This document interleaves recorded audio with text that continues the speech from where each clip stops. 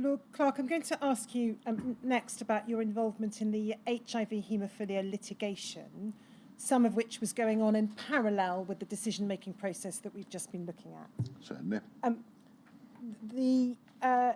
Your statement explains a letter before claim was sent in July 1988, or a preliminary letter. You say it's unlikely it was drawn to your attention, and I'm not going to ask you to look at that. If I can pick matters up, then at MHRA 0017681,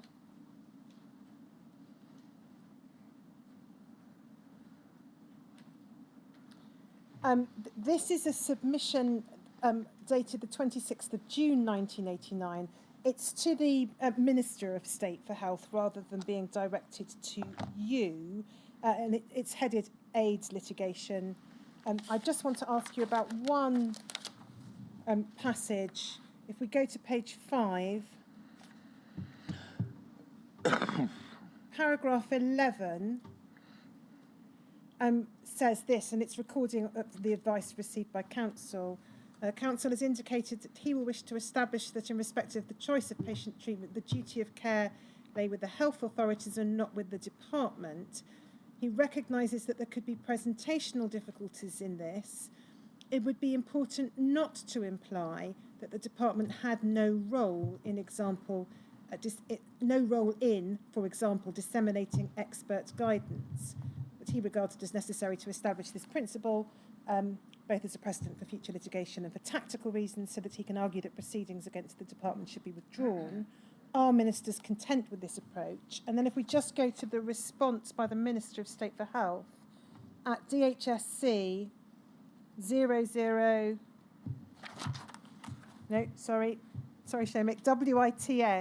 0758 058.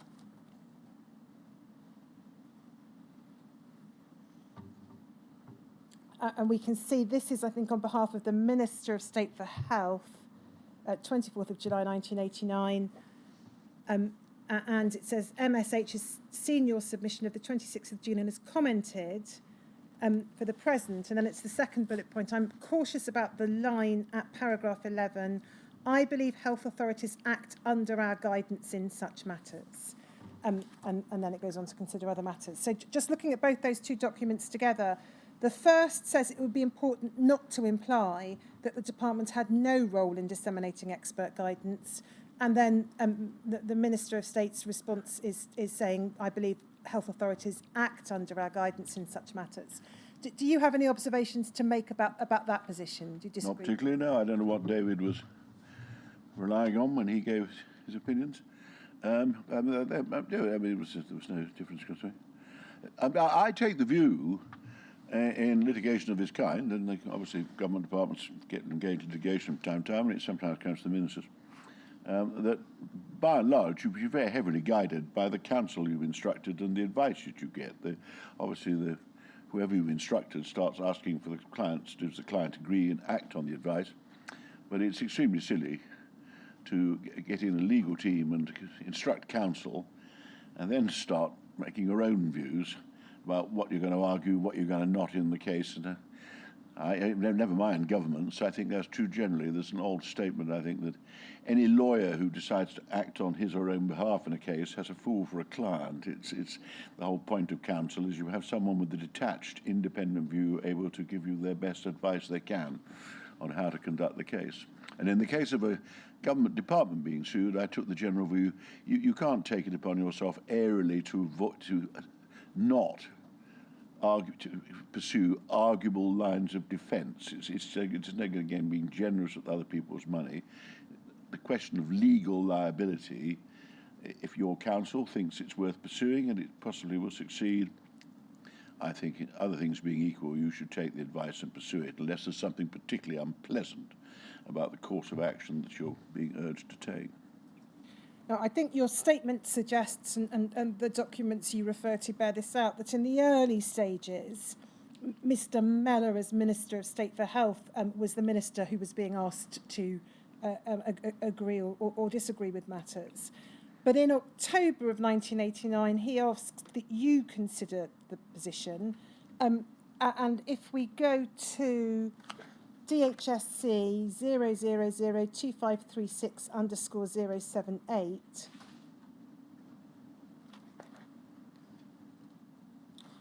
This is just to give the date and see who is copied in. So it's the 26th of October 1989 from J.C. Dobson. It's addressed to the Minister of State for Health's private secretary, but we can see now it's copied to Mr. McKeon, PPS to S of S, so your principal private secretary. It refers to a paper in paragraph 2, prepared in consultation with medical and legal colleagues, with medicines division and with finance. And so if we can then go to the paper, it's at DHSC 2536_079.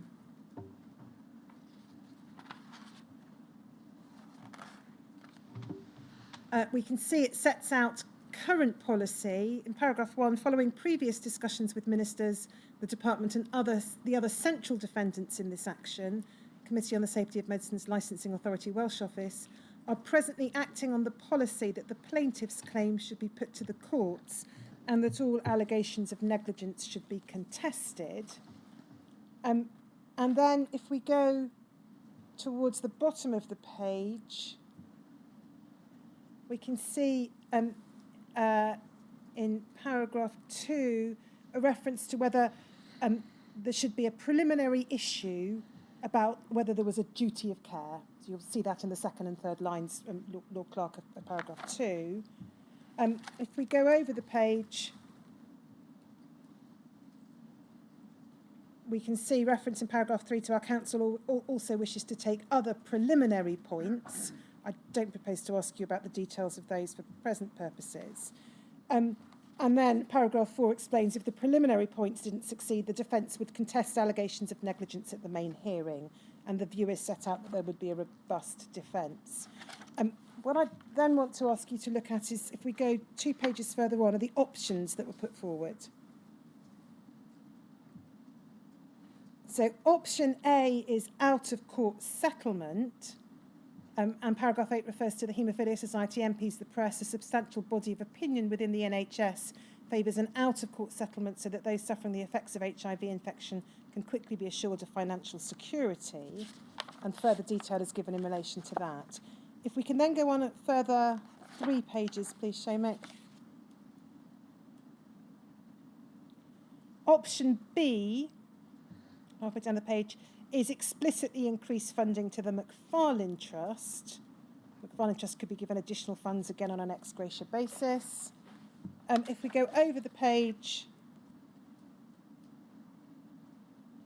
we can see option C is an ex gratia payment. An amount could be allocated on a no-fault compensation basis that would provide an ex gratia payment to haemophiliacs without either admitting liability or involving the Macfarlane Trust.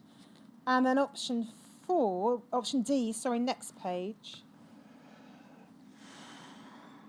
is commission of inquiry. An option mooted by an NHS Haemophilia Centre director attached to the Haemophilia Society was that a commission of inquiry might be established. I didn't realise. I'd forgotten that was being very early days for this sort of thing, wasn't it? And this is in part what I want to ask you about. This could either assess the government's records over the relevant period, or consider the case for an ex gratia payment along the lines of option C, or both. Officials believe this would need to be linked to an interim ex gratia award, and the eventual cost of this option might be similar to that of option A or C. The advantage is that it might be slightly easier to avoid knock-on effects, since we could always refer back to the Commission of Inquiry judgment that haemophiliacs were a particularly deserving group. Just wait till we get to the top of the next page. But such a commission of inquiry would itself be a precedent. And then option E is publicise the government's position. Reference is made to there having been so far a low profile in the face of critical press and public rehearsals of the HIV litigation. And there is a suggestion in paragraph 16 that as a final option on its own, or in combination with one or other of options A and D, the government could take steps within the constraints imposed now that the matter's before the courts to set the record straight. And then if we just go... Am I right in thinking the judge had made it clear he thought the parties should try to settle? Yes, and I'll have a look at... Which, I mean, those days, I practiced as a lawyer. I did quite a lot of negligence claims. I didn't do many medical ones. And if counsel didn't see the common sense of it, or some more often it was their clients who didn't see the common sense of it, the judge would often drop a hint saying, because sometimes, as in this case, it's quite obviously worth considering. The downside for a government is that you get such bad publicity when you settle, because people immediately assume you're admitting liability, and so why isn't it a lot more money? And if we just go to the next page, we can see summary in light of the difficulties with options A, C and D. So that's out-of-court settlement, ex gratia payment and commission of inquiry. Our advice remains the department should publicise the extra flexibility we've offered to the Macfarlane Trust, but continue to strongly defend the court action. Attempts could also be made on the publicity front to counter the critical reporting so far. Ministers may, however, wish to consider whether they would wish any of the alternative options to be worked up in more detail. Now, Lord Clarke, it's evident from everything that follows in terms of the documentation that this strategy doesn't change whilst, at least whilst well, it's all sort of options being put, isn't it? They're making rather a meal of it. And so there is, we know, no commission of inquiry set up. Can you recall any explicit consideration being given within the department to the possibility of a commission of inquiry?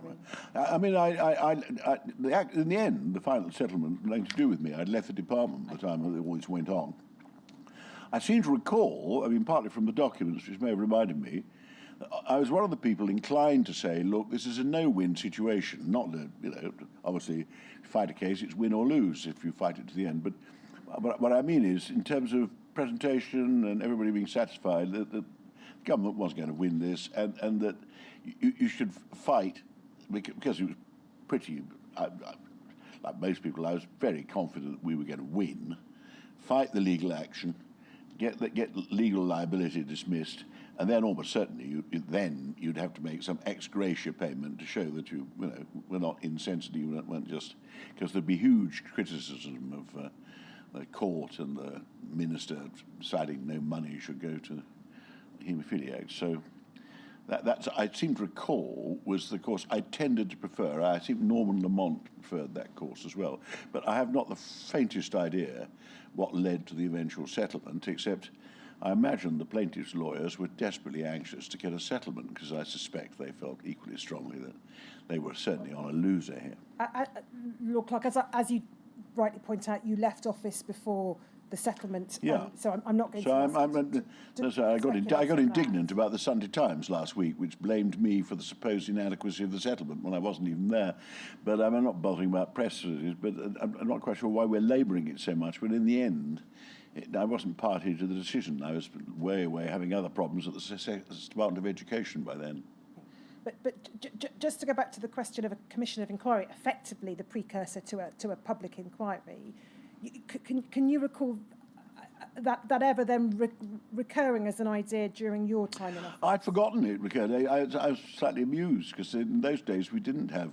Nowadays we have inquiries quite regularly, as you appreciate, but they weren't usual in those days. It's interesting to see it's an early precursor of what has become the habit now of expecting a public inquiry. I don't remember it being pursued much. I don't think it ran. Did it? You will know. You've got the documents. There was no commission of inquiry, no. No, I don't think it ran. The question is what consideration was given. This particular submission, say from the officials, is slightly making a meal of it. It is tortuously going over every conceivable option that someone might wish to consider. Key question is, should we settle or not? If we just then look at WITN 0758068,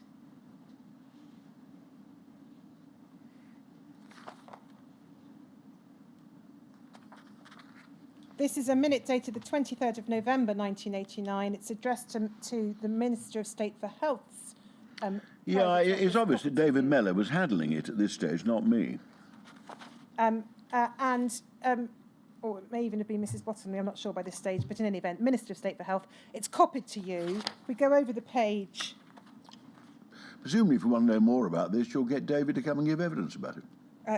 Quite possibly, Lord Clarke. If we see here, paragraph 7, the Minister of State for Health is asked to advise on whether, and then you'll see there are 3 judgments I've seen that, yeah. that the Minister of State is asked to consider, whether a duty of care argument should be run, in other words, that there was no duty of care owed by the licensing authority and Committee on the Safety of Medicines. B, whether there should be a duty of care argument, in other words, arguing there was no duty of care on the part of the Secretary of State. And then C is whether it should be argued that allegations concerning questions of policy should be struck out as non-justiciable. And I know you're a lawyer, Lord Clarke, but so that others understand, the question there is whether the government should advance an argument that this was something the courts could not assess. Yeah, well, as I've said earlier, I know what David's reaction, I can't remember what David's reaction to his advice was.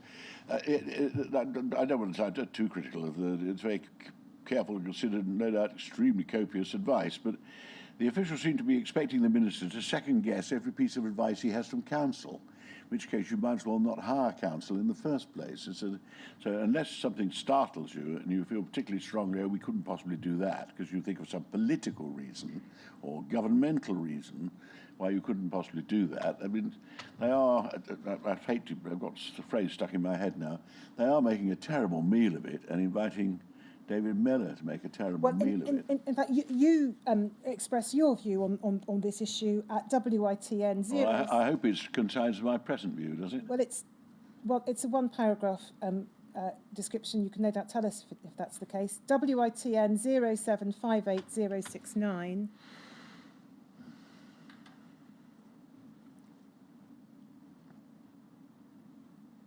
1st of December 1989, Severe, Secretary of State, has seen Mr Wilson's submission the 23rd of November. His view is that Council should argue all 3 points listed at paragraph 7 of the submission. This includes the duty of care argument in respect of Secretary of State's responsibilities. Well, my views then seem to be pretty well what they are now. Secretary of State has commented that it would have wide implications for government if the government itself, as well as the health authority, is found to owe a duty of care to an individual patient. So your instruction, as it were, to the legal team is to argue no duty of care, argue the court... Any reasonable argument the council thinks is arguable and is not wasting the court's time and has a chance of success should be argued.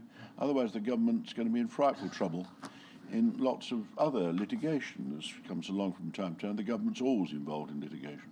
And then we can see there are various other steps in the litigation, which I won't ask you about, but if we move on then to May of 1990... and look at DHSC 0038699_023. We can see this is a minute of the 30th of May 1990. Again, it's directed to the Minister of State for Health, but it's copied to Mrs Shirley Clarke in your private office. And we can see the heading is Defence under the Limitation Act 1980. We're seeking ministers' views on whether the Department, Medicines Licensing Authority and Committee on Safety of Medicines should plead the defence that the haemophiliac's action for damages is out of time. And over the page... Well, I've already given out. Just tell you, what my reaction I almost certainly would have been to that. Well, yes, so that we just so that we can follow it through. The options are there set out. 1, plead the limitation defence in all cases where it's technically possible. 2, not take the point at all. 3, reserve our position on limitation.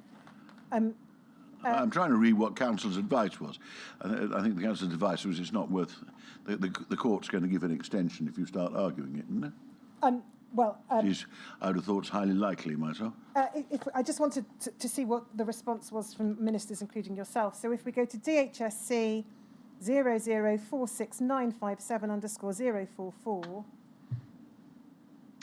I rather agree with whoever produced this view at the bottom there, that not many judges, I think, would have let the government argue the limitation point in an action of this kind. So this is 6th of June 1990. We can see from this, I think, that the Parliamentary Under Secretary of State in the Lords, I don't know whether that's Baroness Hooper or not, but whoever it is, has seen your submission to and feels strongly that we should not plead the limitation defence at all.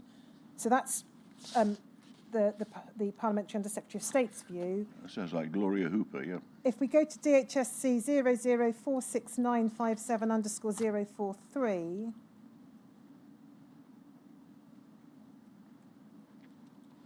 this sets out Mrs Bottomley's view. on balance, she would prefer to go to option 3, i.e. reserve our position. She very strongly feels that not to plead would be a sign of weakness, but would like to defer to the Secretary of State's legal expertise in this. So that brings us to your position, DHSC 004697 underscore... Now you'll startle me by saying I took a quite different position at the time. I can't remember. DHSC 004697 underscore 026.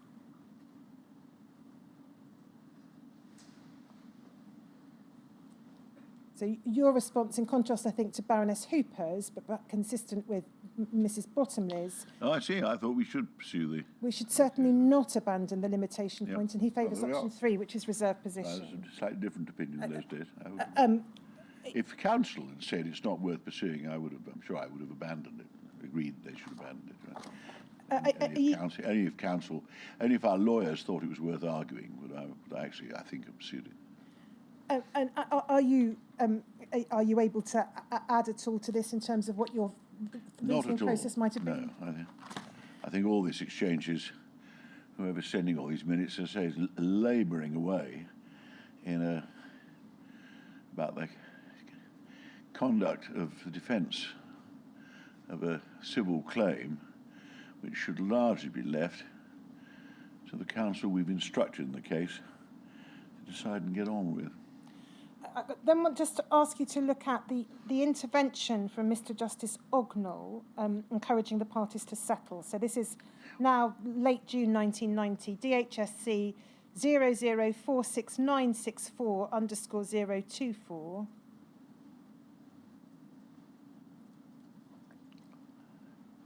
So Mr. Justice Ognall sets this out. It's rare that I take an initiative of this kind in civil litigation. I'm sorry to start getting impatient again.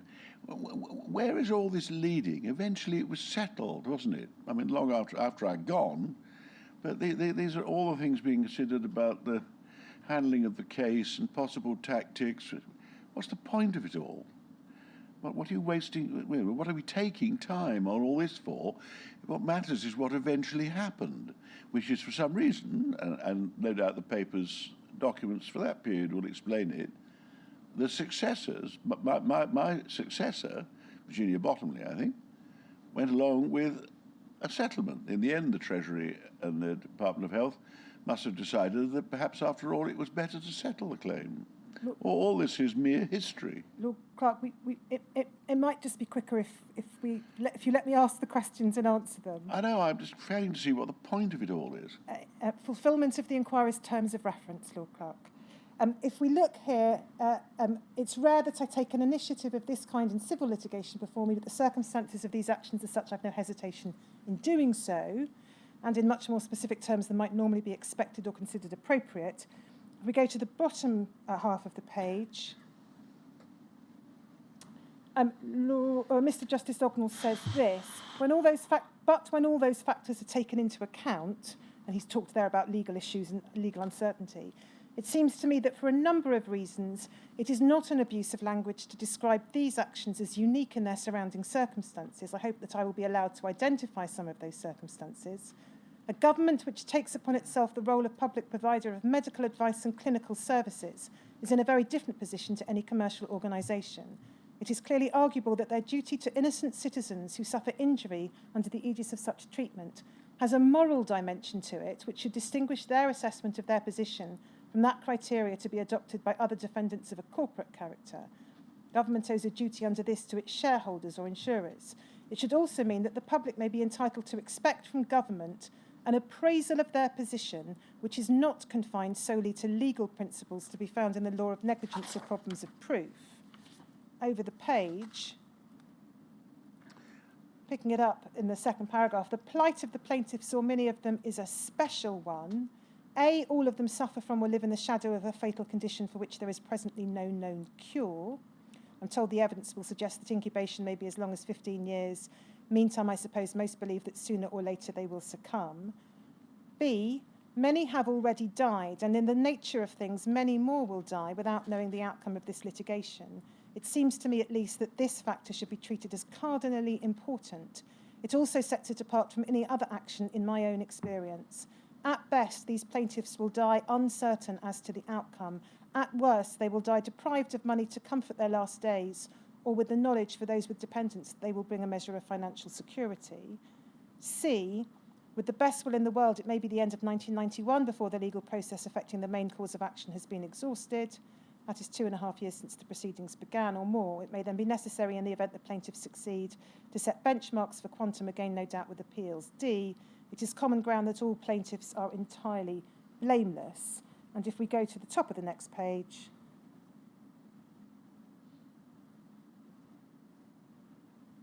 it is in these circumstances that I have thought it proper that the advisers to all parties should be invited to convey to their respective clients these observations.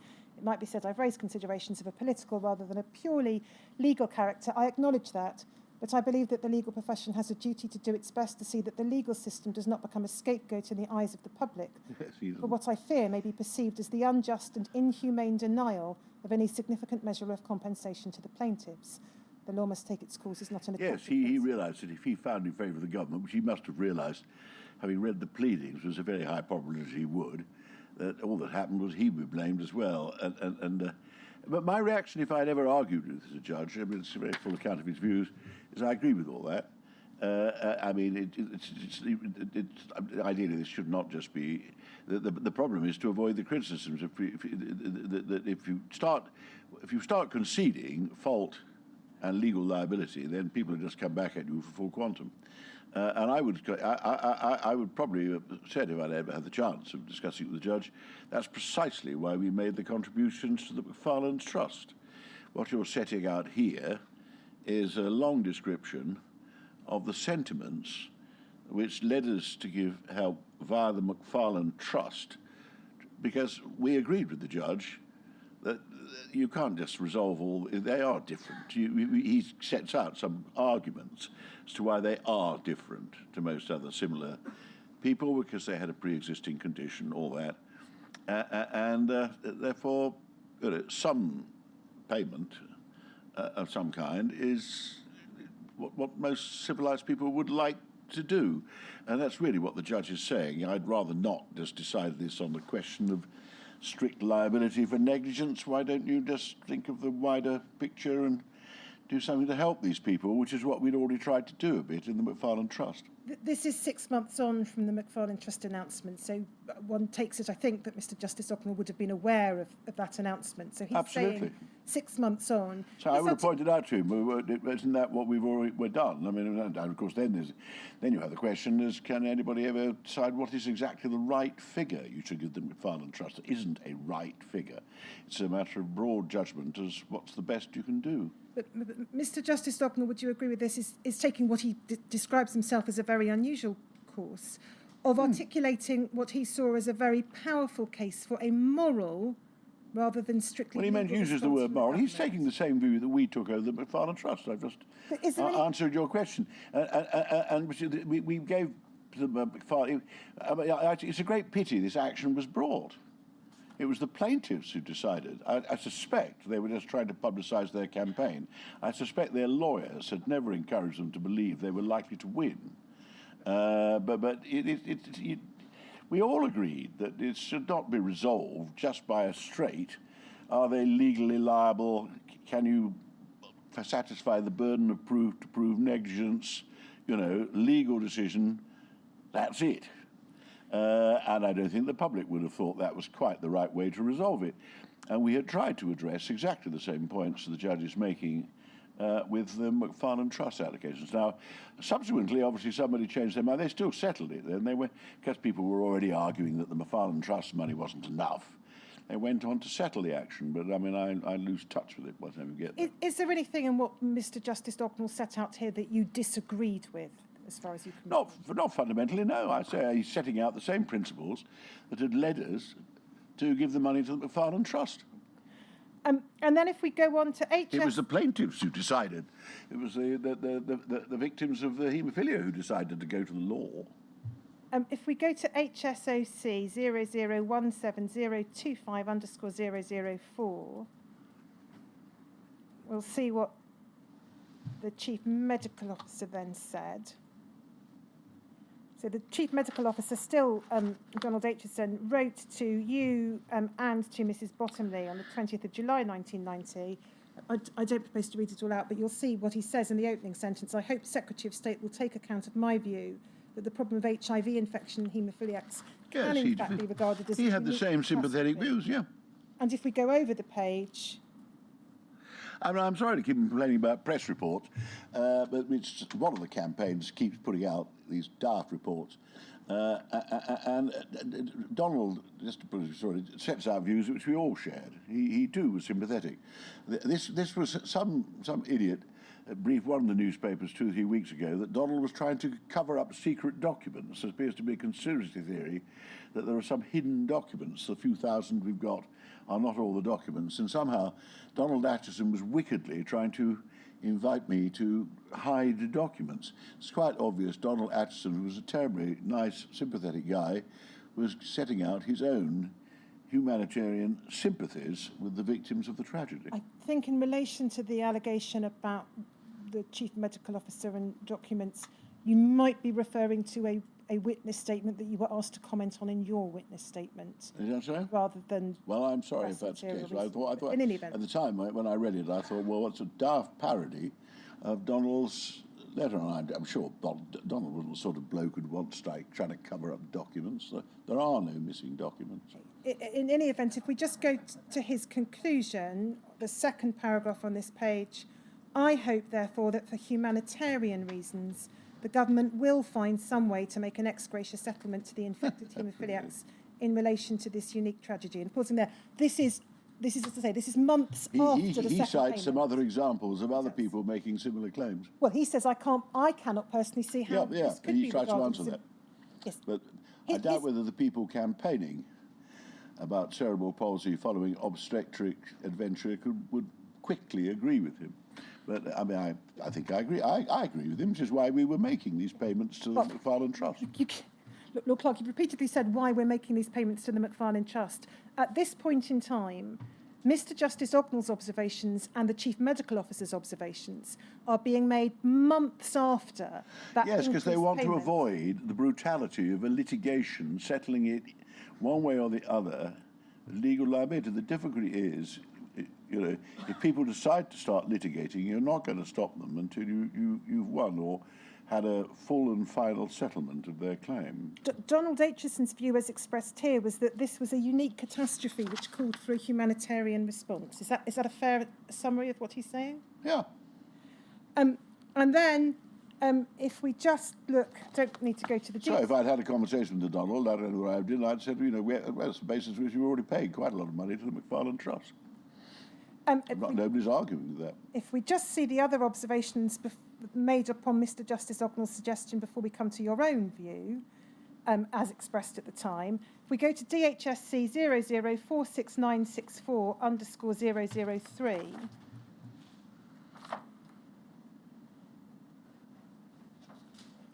this is from Mr. Heppel, so senior civil servant within the department, 24th of July 1990.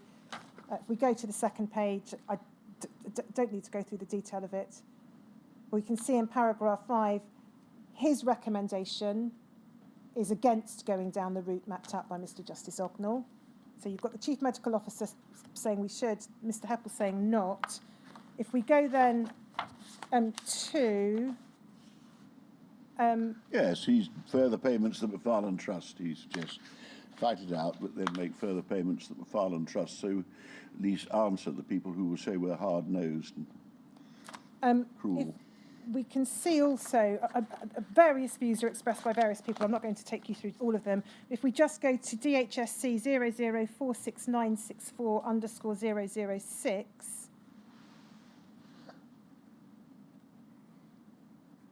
this was a view expressed by the regional directors of public health.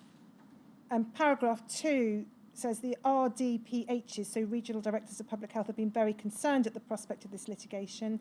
They recently considered the matter again and have asked me to pass their concerns to you. They agree our defence is sound.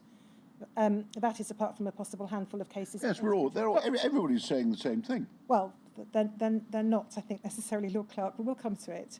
And so you'll see the last sentence, the RMOs, regional medical officers, consider that there are reasons why an ex gratia settlement should be attempted for these haemophiliacs who become infected with HIV through no fault of their own. And then we can see set out the reasoning of the regional directors of public health. A, there is a particular moral case for the government to settle with the HIV-infected haemophiliacs. They argue that these unfortunate individuals were infected with a mortal condition as a direct result of treatment with the NHS. And then B, I think recognises the view you'd expressed, accepting that the treatment given was in good faith and that before this treatment was available, the life expectancy of the haemophiliacs was greatly reduced. Nevertheless, RMOs do not believe that given the appalling human tragedy visited upon the haemophiliacs, this excuses the government from making a generous settlement. Over the page,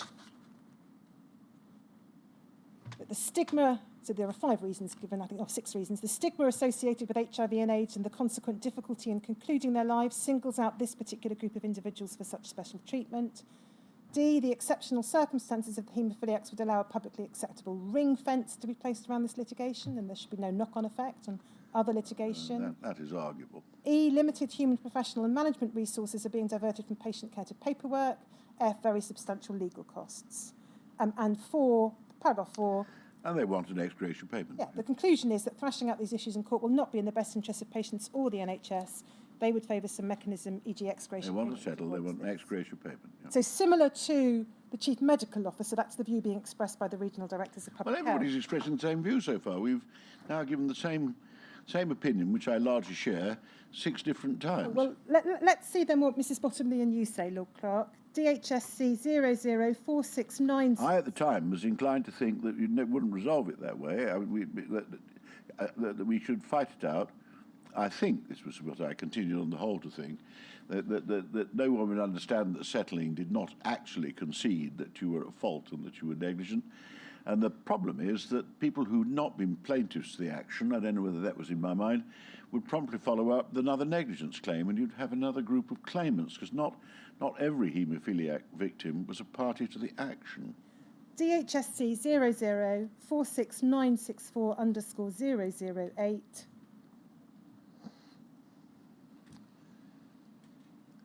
You can never answer the question of how much is the right amount for an ex gratia payment, as I say. If this inquiry recommends a payment, that's a pound to a penny. Somebody will argue it's not enough.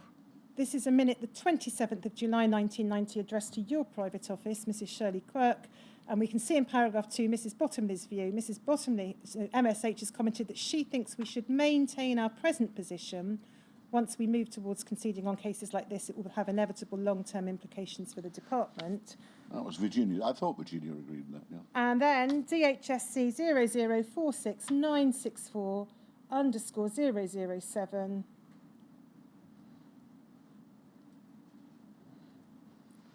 This sets out your view, Lord Clarke. Secretary of State has seen your submission of the 24th of July together with Mr Dobson's paper, CMO's minute of 20th of July, Mr Sand's minute of 27th of July. He has commented that he is in favour of sticking to our legal defence and continuing to fight the action.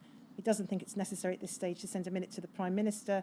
He considers that the decision should be communicated to the judge and the plaintiff's solicitors in strict confidence. And then there's a suggestion of a drafting exercise to respond to the judge. So you didn't agree with the Chief Medical Officer or the Regional Directors of Public Health or Mr Justice Ognall, did you, Lord Clarke? I did. I'm making it. You just take me long over my contribution to the contributions you made to the McFarlane Trust. It's just what I did not agree to was abandoning our legal defence. The difficulty, in fact, I turned out to be wrong, I think, because it didn't happen. Well, yes, it was still going on. The settlement of the legal action didn't resolve anything. This inquiry is being asked to give more money.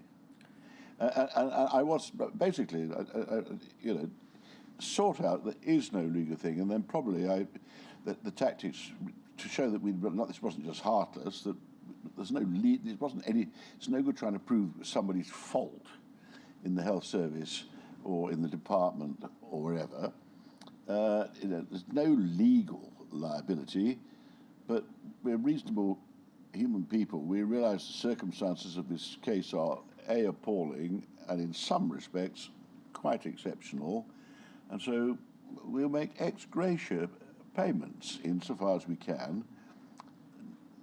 to mitigate at least the financial consequences of what the people have suffered. So that was my view, it remains my view. The ex gratia payment, the increase to the Macfarlane Trust, whether it's the 20 or 24 million, had been made 6 months previously. Yes, and they've taken an action because they didn't think it was enough. And so Mr Justice Ognall's recommendation, which you said, or narrative, which you said you agreed with, the Chief Medical Officer's Ognall plea, didn't want to settle it. If he was asked to by the parties, then he would make a decision on whether legally there was a burden of proof of negligence to be satisfied. But he also had the view that this wasn't quite the right way to sort out something like this. Mr Justice Ognall, the Chief Medical Officer, the Regional Directors of Public Health, on the one hand, were all saying, were they not at this point in time, and something more than has already been paid. I suppose, yes, you're saying they were more content than I was to make it definitely a settlement of the action. You were saying in terms, let's fight on. Well, we weren't proposing any further payments. Yes, that's true. We all came to the same conclusion that ex gratia payment was the best way of handling this, that we did think there was a case for using public funds to make some compensation. A settlement would not have been full compensation, would again have been a negotiated sum of money, which it presumably was in the end. In the end, that's how they went. And it didn't satisfy the plaintiffs, which is why 30 years later we're still arguing about how much money they should have. So, note the time, still a few more issues to explore with Lord Clarke, so perhaps we could pick this up tomorrow morning. Yes. Can we not dispose of this point of the settlement of the action? Well, there's a few more documents to look at, Lord Clarke, which we'll do in the morning. What for? I wasn't. What matters is what happened in the end, and I wasn't even party to that. I played no part in the final settlement. And I'm not going to be asking you about the final settlement for that very reason, Lord Clarke. Good. So, tomorrow morning at 10 o'clock. So I should just say, because I'm conscious there'll be people who potentially might be travelling to hear the evidence tomorrow, I don't anticipate that it would be a full day tomorrow. I anticipate I've probably got about another hour or so of questions. And then there'll be the opportunity for core participants, recognised legal representatives, to suggest questions. So it may be a half day or thereabouts tomorrow. So there's a fighting chance, I think is what I've been told by counsel, a fighting chance that we may be finished by lunchtime. Yeah, that's my best guess. Yes, well, I leave it to your experience, Lord Clarke, to know how well counsel... Well, you may gather, yes, I won't rely on it, I won't anticipate it. We'll see where we get to tomorrow, but there we are. At least we're approaching the end. Yep, 10 o'clock tomorrow then.